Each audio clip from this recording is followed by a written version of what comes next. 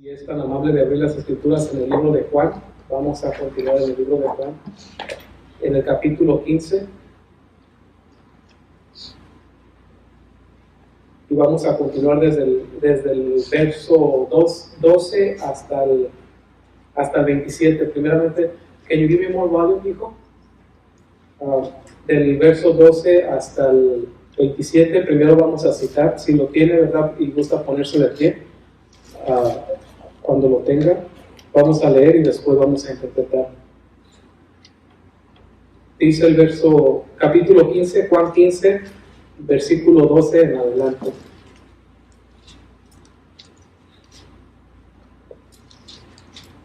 Juan es el cuarto libro del Nuevo Testamento.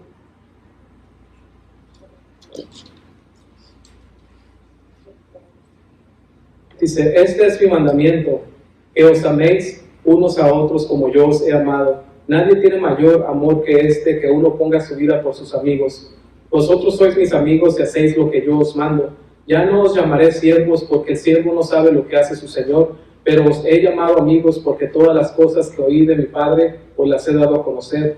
No me elegisteis vosotros a mí, sino que yo os elegí a vosotros, y os he puesto para que vayas y llevéis fruto, y vuestro fruto permanezca, para que todo lo que pidiereis al Padre en mi nombre, Él os lo dé. Esto os mando, que os améis unos a otros. Si el mundo os aborrece, sabed que a mí me ha aborrecido antes que a vosotros. Si fueras del mundo, el mundo amaría lo suyo, pero porque no sois del mundo, antes yo os elegí del mundo. Por eso el mundo os aborrece. Acordaos de la palabra que yo os he dicho, el siervo no es mayor que su Señor. Si a mí me han perseguido, también a vosotros os perseguirán. Si han guardado mi palabra, también guardarán la vuestra. Mas todo esto os harán por causa de mi nombre, porque no conocen al que me ha enviado. Si yo no hubiera venido ni les hubiera hablado, no tendrían pecado, pero ahora no tienen excusa por su pecado. El que me aborrece a mí, también a mi Padre aborrece. Hasta ahí solamente voy a leer, y después vamos a interpretar. Vamos a orar. Señor, quiero darte gracias, queremos darte gracias por tu palabra. Queremos pedirte, Espíritu Santo, tú eres el autor de la Escritura, que tú la estés interpretando en este día. Que sean tus palabras, Señor, utiliza solamente este vaso.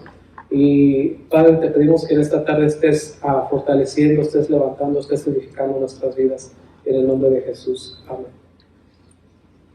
Puede tomar su asiento. Hijo, can you give me just a little bit more volume?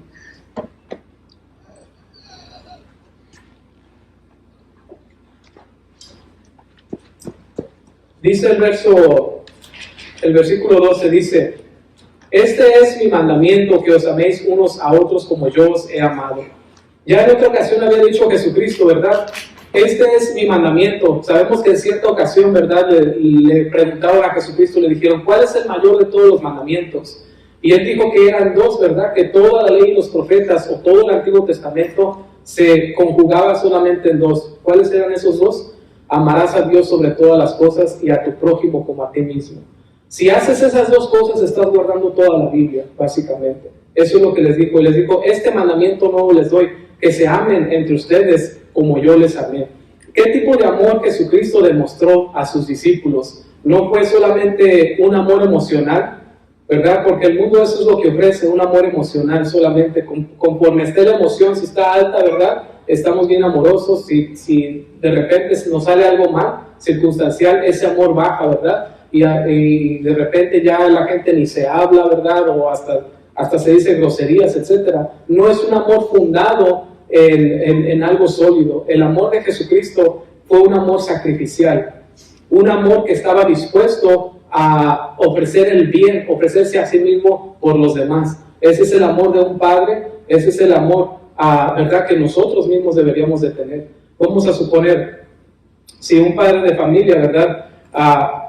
Si yo amo a mi familia, no solamente los voy a amar cuando me sienta a gusto, cuando todo vaya bien, cuando tengo buen trabajo. Ese no es amor. Eso sería emociones solamente. Pero si yo amo a mi familia y me sacrifico por mi familia, entonces ese es un amor sacrificial. Y ese amor es el que quiere el Señor, que tengamos el uno por los otros. Un amor que se entrega por los demás, ¿verdad? Ese amor, por supuesto, el mundo no lo conoce porque el mundo no lo ofrece. Dice el verso 13, dice, que os améis unos a vosotros como yo los he amado. Nadie tiene mayor amor que este, que uno ponga su vida por sus amigos. Vosotros sois mis amigos si haces lo que yo os mando. Dice el Señor, ¿verdad? Es Jesucristo hablando, dice, ninguno tiene mayor amor que Él mismo está diciendo, ¿verdad? Sino que yo pongo mi vida por ustedes que son mis amigos, dice. Y se sorprendieron los discípulos, dicen, pues no como amigos, ¿verdad? Si Él es el Señor. Dice el Señor, pudiendo, yo siendo Señor y siendo amo, simplemente pudiera no llamarle amigos y darles mis mandamientos.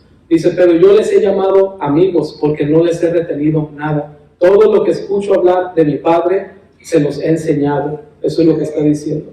Dice el apóstol Pablo, ¿verdad? En el libro de Romanos, que Dios en esto mostró su amor por nosotros, en que siendo aún pecadores, Cristo murió por nosotros. ¿A qué se refiere esto? En que imagínate tú en tu peor tiempo de tu vida, cuando fuiste más grosero, cuando fuiste más malvado, cuando fuiste lo peor, lo máximo peor que tú hayas podido ser en tu vida. Si ya pensaste en ese tiempo, dice la palabra de Dios, que Dios te amó cuando tú estabas así, tal como tú eras. Él no te amó cuando ya eras obediente, cuando ya viniste a la iglesia, cuando ya te portaste bien, cuando estabas haciendo lo más posible por agradarle. Dice que Dios te amó desde que eras el peor de los pecadores. Desde que estabas haciendo lo más malo, que estabas más retirado de Dios, que estabas más lejos de Dios, que no querías nada con Dios, ahí, en ese estado es cuando Dios te estaba amando, dice. Y cuando Dios te miró así, por ese estado en el que tú estabas, en esto demostró Dios su amor por ti, en que Cristo murió por ti aún estando bajo la influencia del pecado y en la influencia del pecado. ¿Quién de nosotros daría algo por un pecador? Ese amor no lo comprendemos y es por eso que estamos aquí de pie, porque ninguno de nosotros es digno de estar de pie delante de Dios, ni somos dignos de estar de pie delante de Dios, pero por eso mismo Dios entregó a su Hijo para que pudiéramos estar de pie delante de Dios. Dice, continuamos, dice el 15, ya no os llamaré siervos porque el siervo no sabe lo que hace su Señor, pero os he llamado amigos porque todas las cosas que oí de mi Padre os las he dado a conocer. Jesucristo, ¿verdad? Nos ha dado acceso a conocerle íntimamente, ¿verdad? Yo sé, dice, Él podía ser el amo simplemente y dar sus mandamientos y no querer ninguna relación, pero Jesús quiere una relación contigo. Jesús quiere ser tu amigo. ¿Qué hace una persona con un amigo? ¿Qué haces? ¿Para qué quieres un amigo? ¿No le confiamos a nuestros amigos nuestros problemas? A veces es difícil ir ¿verdad? Con la esposa o con el esposo o con el hermano o con la hermana o con el papá o la mamá. Y todos tenemos una situación a veces con algo, un sentimiento o un problema con el cual no tenemos la libertad de ir con nuestra esposa o la esposa con el esposo, no tenemos esa libertad. Y a veces no tenemos ni la libertad de ir con nuestros padres porque a lo mejor decimos, ¿verdad? Me va a regañar o va a decir que ¿por qué hice esto? Pero Jesucristo dice, les he llamado amigos, quiere ese nivel de intimidad. Nosotros a veces no nos acercamos, ¿verdad?, a consejería y todo eso porque tenemos miedo a que nos van a decir por esto y por esto y por esto y nos van a dar marrazos en vez de levantarnos. Y dice el Señor, yo estoy aquí. Yo quiero ser tu amigo. Les he llamado amigos porque no les he detenido nada de lo que sé de mi Padre. Bien podía haber dicho solamente los mandamientos y es todo. Yo he tenido patrones, ¿verdad?, en mi trabajo. El patrón no está interesado en mi familia, no está interesado en mi porvenir, ni siquiera me dice nada acerca de él, yo no conozco su vida. Él está interesado en que le genere dinero, en que haga mis horas, en que haga mi trabajo bien, es todo lo que le importa. Bien podía haber hecho eso Dios con nosotros. Yo soy Dios, yo lo sé, yo hice todas las cosas, simplemente he sido a mí ya, pero Dios está interesado en una relación contigo. Dios quiere que le confiemos como a un amigo. Dice el 16, no me elegisteis vosotros a mí, sino que yo os elegí a vosotros. Esto yo recuerdo cuando lo escuché la primera vez, ¿verdad? Yo pensé que yo había escogido a Dios. Cuando empecé a ir a la iglesia, ¿verdad? Yo dije, pues yo hice esta decisión de seguir a Dios y de abandonar mi vida pasada. Pero cuando leí la Biblia, ¿verdad? Que dice, tú no me elegiste a mí, yo te elegí a ti. Dios es soberano sobre todas las cosas que pasan en nuestra vida. ¿Qué es soberano? Que Él esté en total control. Hasta cuando el diablo mete la pata, ¿verdad? Porque sí la mete. Dice uno de los evangelios, ¿verdad? Que vino un enemigo, dice, y plantó cizaña donde no debería de haber. No todo el mal que viene a nuestras vidas, Dios no lo pone ahí. A veces es el enemigo el que lo pone. Dios solamente lo permite si es que te va a beneficiar en alguna forma. Porque los que creen en Dios tienen la seguridad en Dios que dice, nada va a venir a tu vida, ningún mal va a venir a tu vida si no va a terminar para ser de bendición. Romanos 8:28, ¿verdad? Dice que todas las cosas les ayudan a bien a todo aquel que cree. Hasta lo más difícil, hasta lo más duro. Si tú crees en Dios, te va a ayudar para bien. Y dice el Señor, no me elegiste, ustedes no me eligieron, yo los elegí a ustedes. Y dice, ¿para qué nos eligió? Nos eligió. Dice, os he puesto para que vayáis y llevéis fruto y vuestro fruto permanezca, para que todo lo que pidieres al Padre en mi nombre, Él os lo dé. Decía la niña, ¿verdad?, que ella ya se había ido, pero el Señor le permitió estar aquí. Ella piensa, así como yo pensé, que ella eligió a Dios, pero Dios la eligió a ella.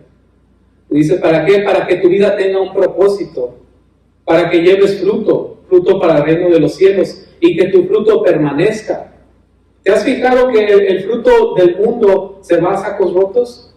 No sé si nomás me pasa a mí, pero todo lo que trabajamos allá afuera para el mundo y para el diablo es echado en sacos rotos. Nos levantamos temprano para ir a trabajar, regresamos, nos esforzamos por hacer algún ideal que nosotros queremos. Después nos salen las cosas y todo se va por el drenaje, a la basura. Y ponemos toda nuestra energía en eso, ponemos toda nuestra fuerza en eso. ¿Y qué pasa con el fruto? No permanece, es destruido. Y dice el Señor, yo los llamé para que tengan un propósito, una vida, y para que su fruto permanezca, que no se deshaga. Nosotros podemos poner toda nuestra energía, toda nuestra cabeza, todo lo que tenemos en algún plan que tengamos. Y cuando estamos lejos de Dios, o cuando el enemigo le da la gana, porque estamos a merced del enemigo cuando no estamos cerca de Dios, lo destruyen. Porque también los que estamos en el Señor tenemos la seguridad que dice Él, mis ovejas escuchan mi voz y me oyen, y nadie las arrebata de mi mano. Así es de que cuando viene el lobo, ¿verdad?, no te puede arrebatar de la mano de Dios. La única defensa que tiene una oveja, ya lo he dicho varias veces, es permanecer al lado del pastor. ¿Por qué Dios nos llama ovejas? ¿Por qué la Biblia nos compara con ovejas? ¿Por qué no nos compara con leones o con osos o con águilas, verdad, que sea un depredador? ¿Por qué nos compara con ovejas? Y siempre trae al lobo, ¿verdad? Porque el lobo tipifica al diablo, Satanás en nuestras vidas.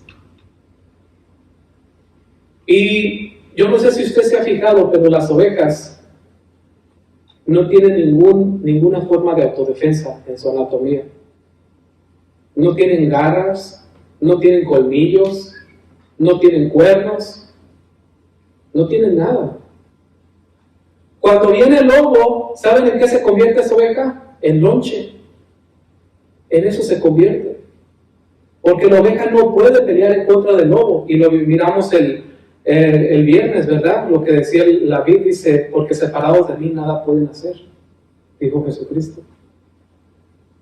Si la oveja se enfrenta al lobo, se va a convertir en un platillo. En eso es en lo que se va. Y si se fijan, nunca se gradúa. La oveja nunca se gradúa a ser un león, o a ser un oso, a hacer algo tremendo, ¿verdad?, que va a hacer correr al lobo. No se puede graduar porque nació oveja y se morirá oveja. Pero la oveja tiene una defensa. Y esa defensa es el cayado del pastor o la vara del pastor. Cuando el lobo viene, la única defensa que tiene la oveja es su pastor. ¿Por qué? Porque sabe que el pastor le va a dar de leñazos al lobo y no se va a acercar. Pero si la oveja se va lejos, viene el lobo y hace lonche de la oveja. Es por eso que la Biblia nos dice que somos ovejas. Ni aunque yo tenga 20 años en la iglesia, ya me convertí en un león, ¿no? Todavía soy oveja. Si yo me alejo del Señor, voy a ser presa fácil también del diablo. Y el mundo está en ese lugar. Está en las garras del enemigo, lo que el enemigo quiere hacer. Dice, yo los he puesto para que vayan y para que lleven mucho fruto, dice, y para que su fruto permanezca. Y no solamente eso, para darles autoridad sobre el reino de las tinieblas, porque el evangelio es autoridad sobre el reino de las tinieblas. Porque el mundo está perdido. El amor del mundo es por favores. Si tú me haces un favor, al rato yo te hago otro. O si tú me debes un favor, ¿verdad? Al rato me lo tienes que pagar. Pero Dios no quiere que seamos así. Dios quiere que hagamos el bien simplemente por hacerlo, porque somos hijos de Dios. Que no llevemos récord. Dice, para que su fruto permanezca, para que todo lo que pidieres al Padre en mi nombre, Él os lo dé. Esto os mando, que os améis unos a otros. ¿Qué es eso de que todo lo que pidieras al Padre en mi nombre os lo dé? Dice, anteriormente, ¿verdad? Aquí mismo en el libro dice, si permanecen ustedes en mí y mis palabras permanecen en ustedes, pidan todo lo que quieran y les será hecho. Esa es una promesa del Señor. ¿A qué se refiere esto? Claro que si le pides la lotería, ¿verdad? A lo mejor no te va a salir. ¿Por qué? Porque ese es un deseo carnal de nosotros. Pero cuando nosotros pedimos cosas que valen la pena, como lo que estábamos hablando, ¿verdad? Estamos orando por nuestras familias y el Señor escucha y el Señor tiene todo en control.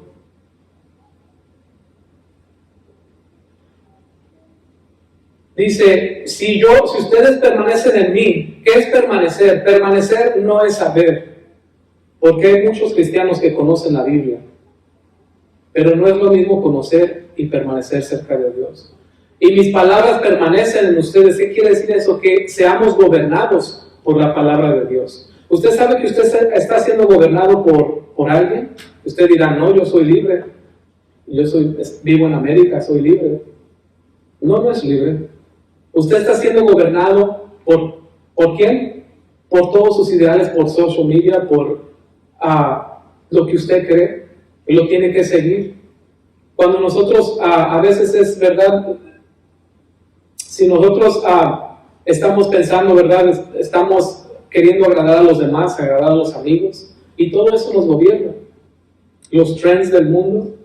Pero dice el Señor, si mi palabra permanece en ustedes, o sea que nos gobierne su palabra, que sea nuestra última autoridad, entonces dice, pidan todo lo que quieran y les será hecho. Porque es necesario tener la palabra de Dios en nuestra vida, ¿verdad? Hablaba con una pareja, ¿verdad? Y a veces cuando las tienen problemas, ¿verdad? Como que buscan, ¿verdad?, hacerme a su lado rápidamente. No sé si, ¿verdad?, si usted me entienda, pero como si yo voy con mi esposa, con el pastor, ¿verdad?, y empiezo a ganarme al pastor porque quiero que me dé por mi lado. Y ella también a lo mejor empezaría a tratar de hacer eso, ¿verdad? Pero uno, ¿verdad?, como ministro de Dios, no te puedes poner ni a un lado ni a otro. Tienes que estar en la Biblia solamente. Lo que diga la Escritura. ¿Por qué? Porque es cuento de nunca acabar. El que una persona o el que una persona quiera ganar, ¿verdad? Porque esto, porque el otro, y luego la otra persona, porque esto, y porque esto también, y porque esto, y no hay arbitraje. Si la palabra de Dios no gobierna nuestras vidas, no hay nada que lo va a gobernar. No existe nada. A cierto punto, tu validez de palabra se va a perder, de un cónyuge o de otro. Y así es en el mundo, para cualquier cosa. Tu palabra va a dejar de tener validez. y es necesario que entre una palabra más eficaz, y esa palabra es la palabra de Dios. Dice el 18, si el mundo os aborrece, sabed que a mí me ha aborrecido antes que a vosotros. Dice el Señor, no se sorprendan que al seguirme el mundo los aborrezca, porque a mí ya me aborreció antes que a ustedes. ¿Sabían que a Dios no lo recibieron bien? ¿A Jesucristo no lo recibieron bien? Así es de que si un día, ¿verdad?, su familiar le tuerce la cara, ¿verdad?, o no lo invitan, o le dejan de hablar, ¿verdad?, dice el Señor, no se sorprendan, porque a lo mejor la mitad de su familia les va a dejar de hablar. Yo recuerdo cuando conocí a Dios, ¿verdad?, y yo supe que Dios me estaba hablando. Yo sabía que la palabra de Dios me estaba hablando y que tenía que hacer cambios en mi vida. Pero yo quería entrar con una manada de amigos, ¿verdad? Yo quería que todos mis amigos también se convirtieran, pero ellos tenían otras ideas. Yo recuerdo que uno de mis amigos favoritos, ¿verdad?, me dijo, no, eso no es para mí. Desafortunadamente, ¿verdad?, él terminó muy mal, no sé si esté vivo ahorita, pero terminó muy, muy mal. Mi otro amigo, ¿verdad?, también cayó en la cárcel y fue una de no. O sea que Dios utilizó todas las circunstancias para que pues yo me acercara en esta ocasión. Dice, pero si el mundo los aborrece, no se preocupen, dice, ya me aborreció a mí primero. El 19, si fueras del mundo, el mundo los amaría porque el mundo ama a los suyos. Pero porque no sois del mundo, antes yo os elegí del mundo, por eso el mundo los aborrece. Dice, esta es la prueba de que no eres del mundo. El mundo no te ama, el mundo te aborrece. Y fíjese usted, cuando nuestras familias, ¿verdad?, hacen, o amigos del mundo, hacen a veces pachanga y eso, si nos invitan está bien, es que porque a lo mejor sí le aprecian, pero a veces, ¿verdad?, no recibimos la invitación, no tenemos nada en común, y es porque no están interesados, ¿verdad?, en nada de las cosas de Dios. Dice, si fuera del mundo, el mundo te amaría, porque el mundo ama lo suyo. Y en esto saben ustedes que yo los elegí, en que no son del mundo, por eso el mundo los aborrece. Acordaos de la palabra que os he dicho, el siervo no es mayor que su Señor. Si a mí me han perseguido, también a vosotros os perseguirán.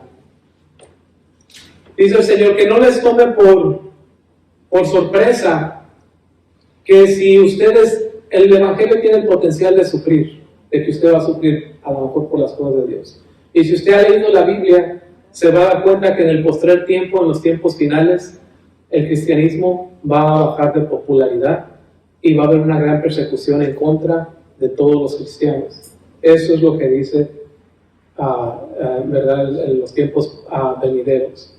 Algunos de nosotros ya no vamos a estar aquí, pero a lo mejor nuestros descendientes van a estar aquí en la tierra y les va a tocar difícil. O sea que tenemos el potencial de que nos persigan por nuestra fe, dice, pero también, dice el Señor, pero también como el mundo, como ha guardado mi palabra, también el mundo o los que los escuchen van a guardar la vuestra. Tú tienes el potencial de que la gente que te escuche guarde la palabra de Dios. Así dice, como a mí me persiguieron, a ustedes los perseguirán, pero como guardaron mi palabra, también guardarán la vuestra. Y el día de hoy, ¿verdad?, cuando nosotros predicamos la palabra a las personas que no conocen a Dios, ¿verdad?, a veces hasta nos da pena ya, ¿verdad?, decirles, ¿sabes qué? Acérquense a Dios o cualquier cosa, ¿verdad? Y a veces hay personas que se ofenden y hay personas, ¿verdad?, que no lo toman bien. Hasta en nuestros trabajos, ¿verdad? A veces hasta nos regañan por hablar de las cosas de Dios. Pero ahorita todo eso se mira, pero en el día del juicio, cuando toda la gente esté delante de Dios, ¿saben quién va a brillar? Todos aquellos que se acercaron y les dijeron, acércate a Dios. En ese día usted no va a ser el aburrido, ese día usted no va a ser el que estaba sas, ese día usted va a ser el héroe. Y lo dice la Biblia, que en aquel día brillaréis, dice, como las estrellas del firmamento. Dice, porque todo aquel que me confiesa delante de los hombres, yo le confesaré delante de mi Padre en el cielo. Dice, mas todo esto os harán por causa de mi nombre, porque no conocen al que me ha enviado. Si yo dice, todo eso, ¿verdad? Cuando la gente lo rechaza, dice, lo hace porque no conocen al que me ha enviado. ¿Quién lo envió? A Jesucristo, Dios, ¿verdad? Dios el Padre. Jesucristo también es Dios. O sea que cuando ustedes lo rechazan, quiere decir, esto lo hacen porque no conocen al que me envió. Y a veces cuando nosotros nos rechaza el mundo, ¿verdad? Y si usted le pregunta a esas personas, ¿tú crees en Dios? Te dicen, no, sí, yo sí creo en Dios. Pero ¿qué dice la Biblia? Que nos rechazan porque no le conocen. La gente piensa que le conoce, ¿verdad? Estaba hablando con una persona, ¿verdad? Que no conoce a Dios. Y le dije, ¿sí conocía a Dios? Y me dijo, oh, sí, dice, ya hasta le pido a Dios. Y se le hizo como un gran avance, ¿verdad? Que le pida uno a Dios. Y todo el mundo le pide a Dios, y más cuando aprieta el zapato, ¿verdad? Y en verdad sí es un avance, ¿verdad? Pero conocer a Dios es más que pedirle a Dios. Conocer a Dios es conocerle y servirle y vivir, ¿verdad?, cerca de Él. Dice, si yo no hubiera venido ni les hubiera hablado, no tendrían pecado, pero ahora no tienen excusa por su pecado. El que me aborrece a mí, también a mi Padre aborrece. Si yo no hubiera si no hubiese hecho entre ellos obras que ningún otro ha hecho, no tendrían pecado, pero ahorita han visto y han aborrecido a mí y a mi Padre. Pero esto es para que se cumpla la palabra que está escrita en su ley: sin causa me aborrecieron. Dice el Señor, si yo no hubiera venido y hubiera levantado muertos, y hubiera sanado paralíticos, y hubiera dado vista a los ciegos, y hubiera sanado leprosos, no tuvieran pecado. Pero porque me vieron hacer todas esas cosas y no creyeron, entonces por eso ahora tienen pecado. ¿Y qué es lo que tiene el mundo que va a condenar al mundo? Su palabra. Su palabra el día de hoy tiene el potencial de salvar, pero el día de mañana, desafortunadamente, es la palabra la que los va a condenar. Y no la palabra por ser mala, sino porque la palabra revela las malas acciones de nosotros. Dios no quiere poner a nadie en el infierno, Dios no quiere poner a nadie en el tormento. Son nuestras acciones las que nos llevan ahí. Y la palabra de Dios es la que va a juzgar en el final del mundo, en el fin del mundo y en el juicio. Dice el verso 26,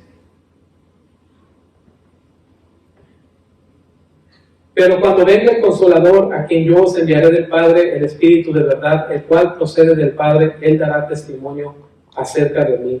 Y vosotros daréis testimonio también, porque habéis estado conmigo desde el principio. Dice, cuando venga el Espíritu de verdad, sabemos que todavía no se derramaba el Espíritu Santo en este entonces, ¿verdad? Dice, el cual procede del Padre. Dice, el Espíritu de verdad, así le llama el Espíritu Santo. ¿Por qué? Porque el Espíritu de verdad no, dice, el mundo no lo puede conocer, porque el mundo vive en una mentira. Cuando recibimos al Espíritu Santo, ¿verdad? Se nos quita, ¿verdad? Como dijo Eric el otro día, se nos quita una venda de los ojos, porque podemos mirar. Podemos ver lo que sigue el mundo, podemos ver la salvación de Dios. Dice, Él dará testimonio acerca de mí. O sea que cuando nosotros tenemos el Espíritu Santo, nosotros vamos a dar testimonio, y todos lo tenemos aquí, el Espíritu Santo.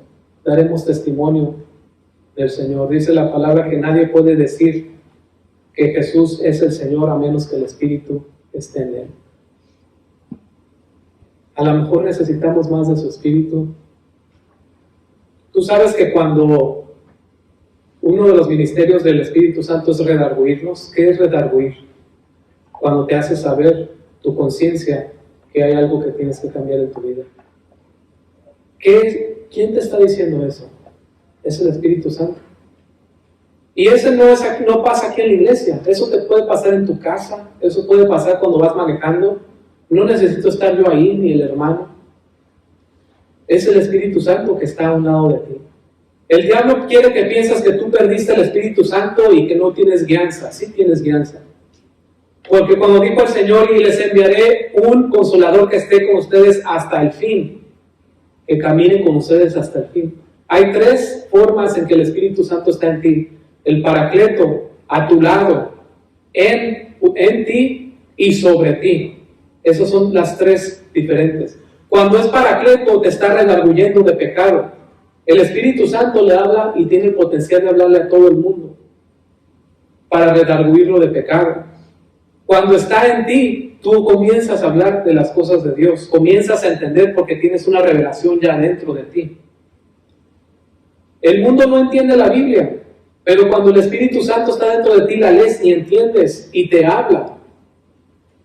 El mundo puede hablar y abrir la Biblia, ¿verdad? Y no entiende ni papas. Pero cuando le pides a Dios que te discierna, que te enseñe lo que dice la Biblia, entonces te empieza a hablar la Biblia. Y el derramamiento del Espíritu Santo. El derramamiento del Espíritu Santo es cuando tú tienes una vida dinámica. Cuando el pecado que te dominaba no te domina más. Cuando los hábitos que te dominaban no te dominan más. Cuando el odio que te dominaba no te domina. Cuando el rencor que te dominaba no te domina. Cuando las raíces de amargura se van. Cuando la depresión se va. Es cuando tienes el derramamiento del Espíritu Santo en tu vida. Y todos necesitamos ese derramamiento. Todos necesitamos que el Espíritu Santo se derrame dentro de nosotros una y otra vez, vivir en esa presencia. Dice, y Él te dará testimonio acerca de mí. Hablamos el otro día, ¿verdad?, del epignosis, que es cuando Dios habla a ti personalmente. Cuando parece como que Dios de entre todos te eligió a ti para hablarte y para decirte, para darte una alianza personal. Y eso lo va a hacer Dios, no nomás aquí en la iglesia. Donde quiera que vayas, te va a recordar, porque ese es el ministerio del Espíritu Santo, recordarte y darte un futuro. ¿Verdad? Dijo nuestra hermana pequeña aquí, ¿verdad? Me tiene el Señor por un propósito. Todos tenemos un propósito aquí. El mundo no tiene ningún propósito para ti. ¿Sabes cuánto vales para el mundo? ¿Cuánta gente te llama al día? ¿Cuánto vales para el mundo? ¿Qué futuro te ofrece el mundo? Pero Dios tiene un propósito sobrenatural.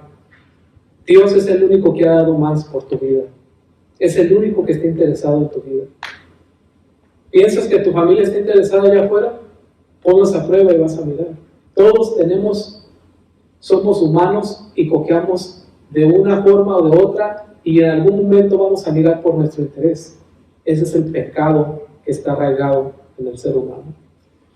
Pero Dios lo ha dado todo y es el único que tiene un propósito verdadero para nuestras vidas.